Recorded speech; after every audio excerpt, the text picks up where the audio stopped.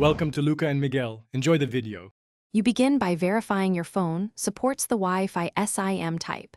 This matters because eSIM and physical SIM setups differ. Once done, power off. Insert the Nano SIM if physical, or open Settings Cellular Add eSIM to scan the QR. Make sure to enter the ICSID or account ID when prompted so the carrier links service to your device. You do this now to avoid activation errors, and because correct identifiers prevent provisioning delays when the network assigns your data profile. You continue by letting the carrier profile download and install. This step delivers APN and routing rules so data travels over the Wi-Fi SIM.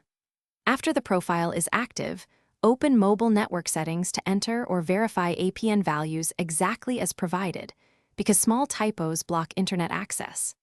Then choose your preferred network mode, 4G, 5G, or LTE, and enable Wi-Fi calling if offered. These settings ensure voice and data route through the Wi-Fi SIM instead of a fallback carrier SIM.